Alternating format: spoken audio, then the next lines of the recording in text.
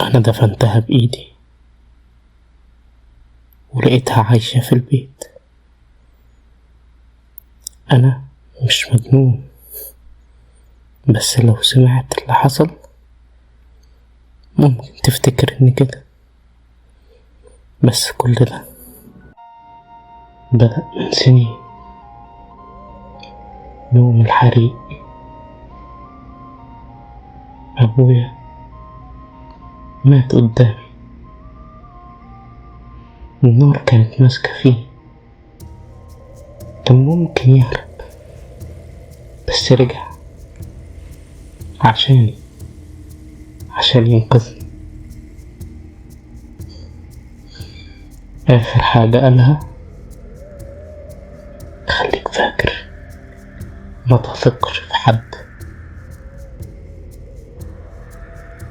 وانا للأسف ما سمعتش، ومن يومها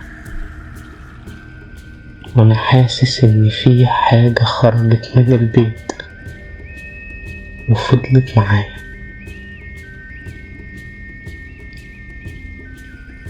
هيام شفتها أول مرة مع أختي نهى، هادية زيادة عن اللزوم، نظراتها ثابتة كأنها بتقرا اللي في دماغي. في مرة كنت بحكي ووقفت في نص الكلام، ما ينفعش أكمل. كملت هي بالحرف: قلت لها: انت عرفتي منين؟ ابتسمت ابتسامة غريبة وقالت لي: نهى قالت لي. سألت نهى، قالت: انا ما اعرفش حاجة، ما عمري ما كلمتها في كده اصلا. وهنا كان المفروض افهم، بس مش عارف دماغي كانت فين. اتجوزنا من غير اي تفاصيل. في الاول كان الجواز عادي، بس بعد كده بقيت اسمعها بتتكلم وهي لوحدها. مرة دخلت المطبخ لقيتها واقفة ما بتتحركش، عينيها مفتوحة على الآخر مبرقة بشكل يخوف. قلت لها: انت كويسة؟ قالت لي بهدوء غريب بصوت مرعب: انت اللي مش كويس. دخلت اوضتي خايف، ببص جنبي لقيتها جنبي على السرير. قلت لها: انا لسه سايبك في المطبخ. ردت قالت لي: مش قلتلك انت مش كويس؟ انت لازم تكشف. سمعت كلامها عشان خايف، ورحنا للدكتور علاء. دكتور شاطر هادي جدا، فاهم كلامه قليل، سمع كلام كتير جدا مني وسألني سؤال واحد خوفني اوي: بتشوف ايه بالليل وانت نايم؟ قلت له: مش فاهم. لا، تقصد ايه؟ ما ردش عليا. هي ردت بكل برود: هو بس اعصابه تعبانه شويه. بس بصة معناها اني كذاب وهي كذاب. وكتب في الروشتة وقال وهو بيكتب: انتي عارفة انه مش كده. ومشينا. وهنا حصلت حاجة غريبة أوي. نادى بصوت عالي: هيام، الروشتة.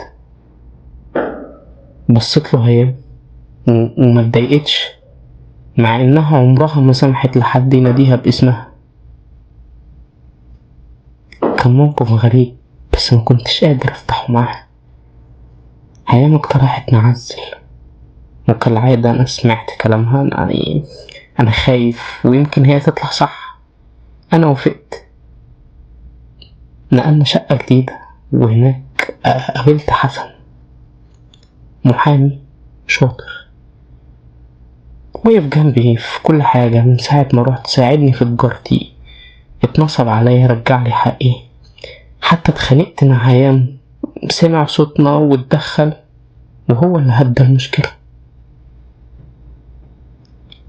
بس كان في حاجة غريبة، عمره ما كان بيتفاجئ. حسن كان عنده عادة بتضايقني أوي. لما بيسمع حاجة مش عايز يصدقها بيبتسم.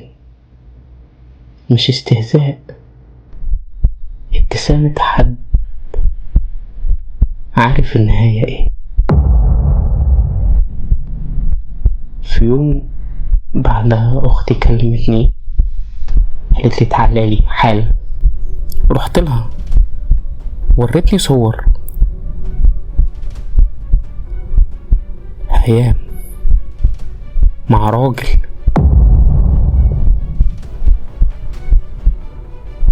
سكت، لميت الموضوع مع اختي، روحت جري، واجهت هيام لأول مرة. قلت لها ده ايه؟ قالت لي ده مش انا. قلت لها انا شايفك انتي اهو. قالت لي انت شايف اللي انت عايز تشوفه. بعد الخناقة فضلنا يومين من غير كلام.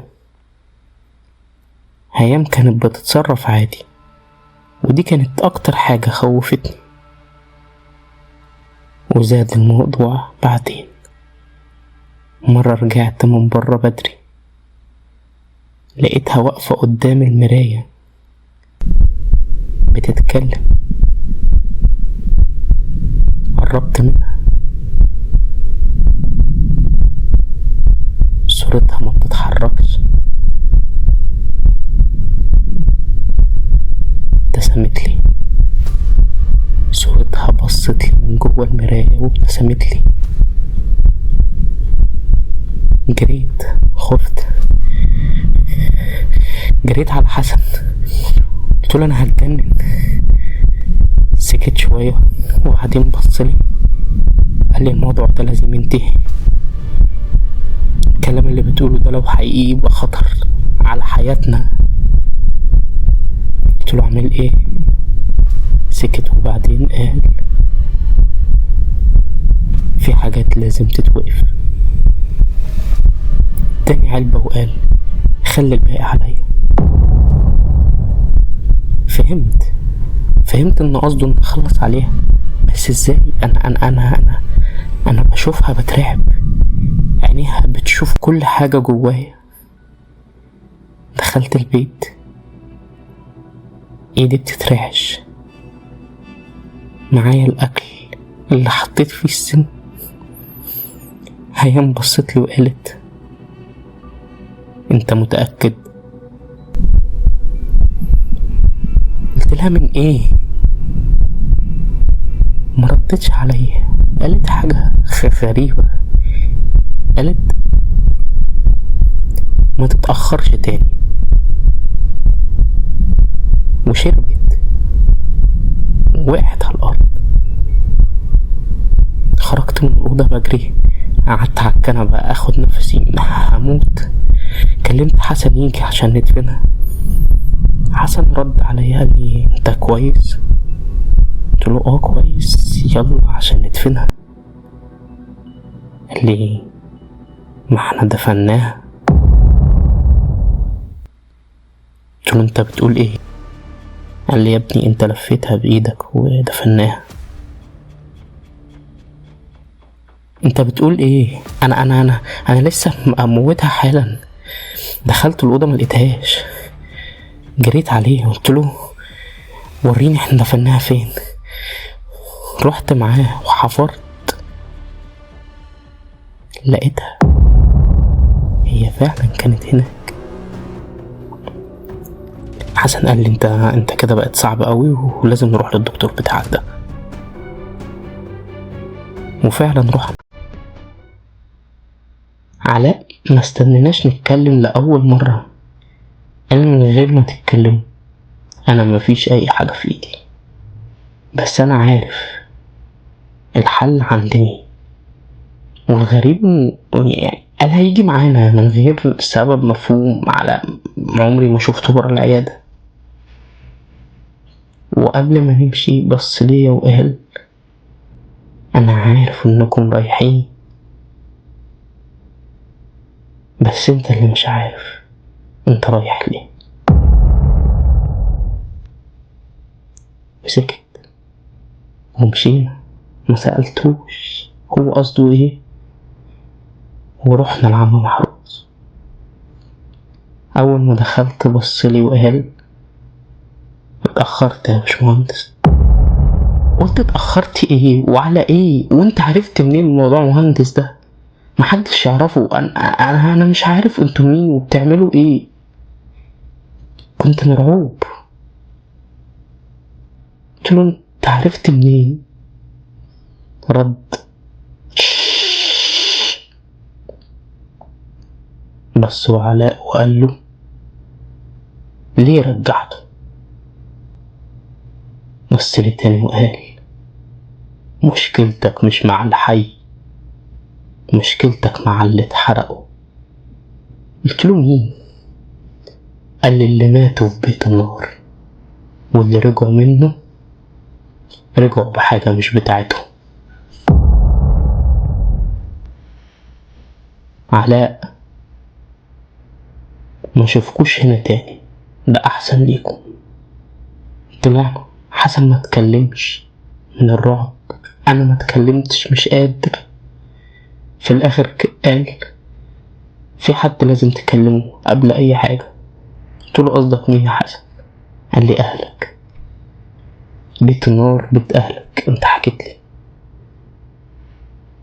صراحة ما كنتش عايز ابات لوحدي، انا فعلا كنت خايف. ورحت بيت اهلي. استقبلتني اختي، حكيت لها. قالت لي استنى، فاكر بيت البلد؟ قلت لها اه. قالت ما هو ده بيت النار والمحروق بابا مات فيه. مش بابا مات محروق وهو بينقذ حياتك، بس واضح انه انقذك من حاجة والحاجة دي رجعت تاني. انا ما بقيتش عارف، انا كنت خايف، انا بقيت بخاف من كل حاجة بسبب اللي بيحصل. كلمت حسن قال لي كلم علاء. اترددت في الاول بس يعني احنا محتاجينه، بس رد فعله خلاني اخاف اكتر. قلت له يلا يا دكتور هنروح. قال لي انا عارف، كنت مستنيك تكلمني. ما سألتوش عارف منين ولا استنى ليه، زي ما سألتوش عن اللي بشوفه بالليل ولا عن عم محروس. وصلنا البيت. البيت شكله ضلمة تخنق، ذكرى وحشة، مش قادر اتنفس. بيت المفروض مهجور، في نور في أوضة فوق، مش عارف ايه ده. اول ما دخلنا علاء وقف قال انا مش مرتاح. حسن قال بس لازم نكمل. وفجأة سمعت محمود محمود، صوت ابويا. بصيت لعلاء وشه اتغير، قال لي بصوت واطي احنا غلطنا. بصيت فوق، في راجل واقف جسمه ضخم ووشه مش باين، مش باين غير عينيه بتبصلي زي هيام بالظبط.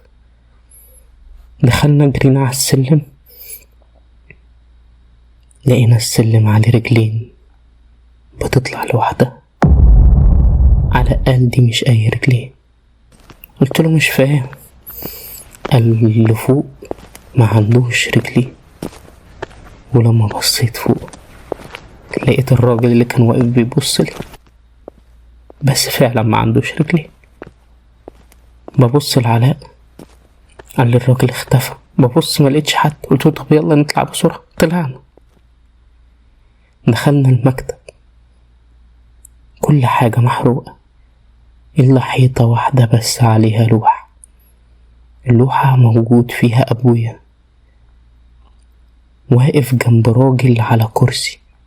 أنا شفته بس مش عارفه مين ده. علاء قرب وقال أنا عارف الراجل ده. بصيناله أنا وحسن، يعني تعرفوا منين؟ تعرفوا منين؟ انت أول مرة تيجي. قال الراجل ده أنا. اللوحة وقعت، اتخضينا بصينا لقينا علاء اختفى. الأرض انهارت تحتنا. فقت لقيت نفسي برا البيت والويد بيولع تاني. مفيش في دماغي غير كلمة أبويا. مش قلتلك ما تثقش في حد؟ حسن كان نايم جنبي وبيفوق. قلت له حسن علاء فين؟ الناس اللي طلعتنا قالوا انتوا كنتوا 2 بس، والحمد لله النار كانت خفيفة عرفنا نطلعكم. شديت حسن قلت له يلا علاء في خطر، يلا نروح له.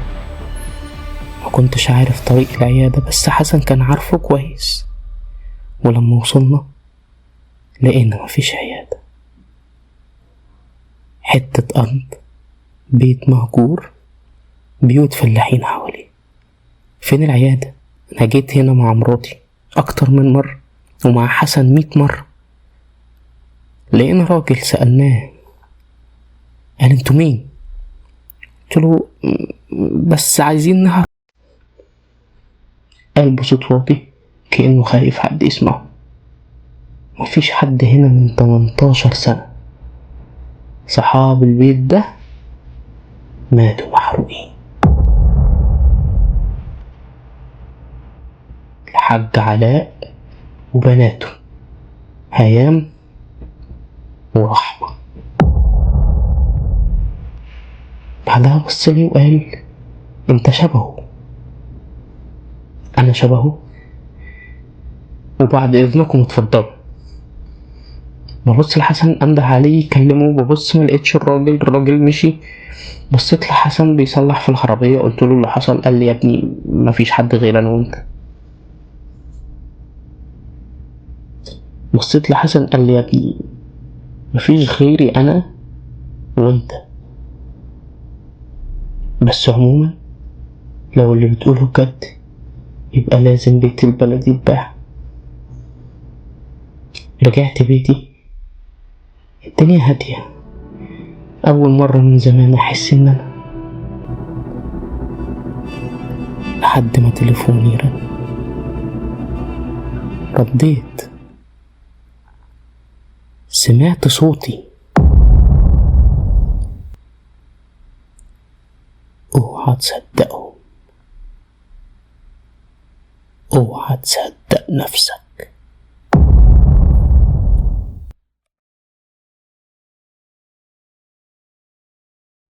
في النهاية أتمنى يكون الفيديو عجبكم. لو عجبكم الفيديو متنسوش تعملوا لايك وسبسكرايب، وإن شاء الله نستنوني في الجزء التاني.